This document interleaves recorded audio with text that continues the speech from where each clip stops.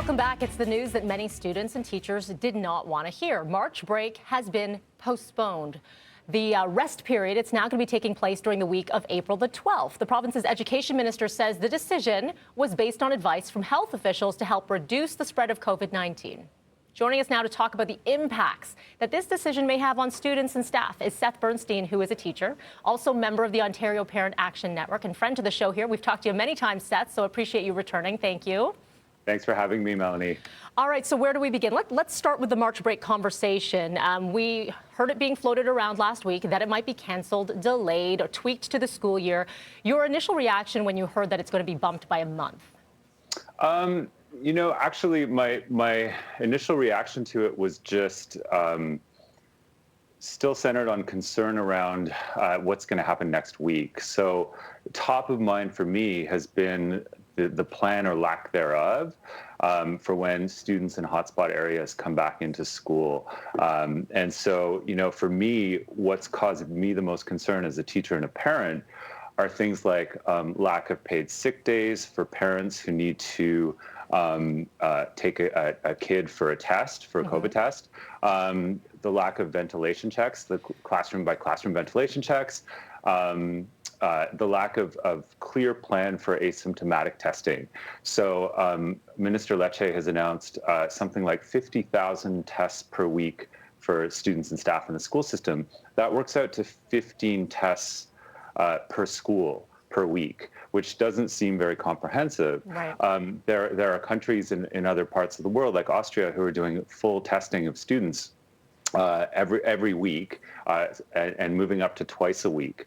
So, my concern is in the short term, actually, just making sure that we have a plan for when the kids go back and we go back, that we can stay there safely for a long time, because that's what everybody wants. So, that's where my worry is.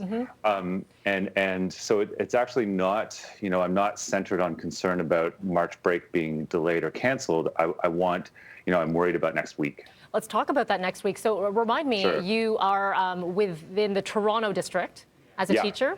Okay. And so obviously, as one of the hotspots, has anything been communicated to you as a parent or as a teacher about what things are happening within your school to make it safer for you as a teacher, as a parent, for your students, for your kids? Right. No, there's been a change to the screening. It looks more like it was back in September. You might remember that they loosened some of the requirements because the testing centers were overwhelmed. And it looks like they've gone back to a bit more of a rigid testing standard.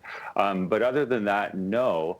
As far as I know, they're still planning on collapsing and combining classes even in hotspot areas. So, as students choose the virtual option, as parents choose the virtual option for their kids because they're concerned about in-class safety, classes are being collapsed and then combined to reach the cap, because boards don't have extra funding to make sure that they can keep those class sizes low. So I haven't heard of any real tangible changes to what school will look like going back next week in those hotspot areas. And indeed, that's a major concern. So we're going to see how this all plays out. And hopefully, like you said, we do not want to see this back and forth. We want to open the schools, make it safe for everyone who is in those schools, because at the end of the day, this is where people are gathering, right? And they're going to come home to their families and then be within the communities, right? So yeah. I think if we had the sense that the delay for March break was really going to keep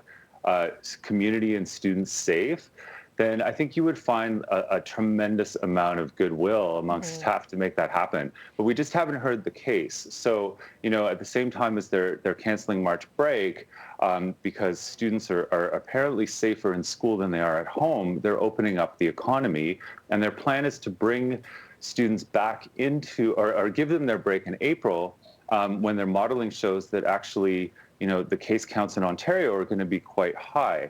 But they'll still send students on break where it's not as safe, apparently, according to them. So it just doesn't make sense.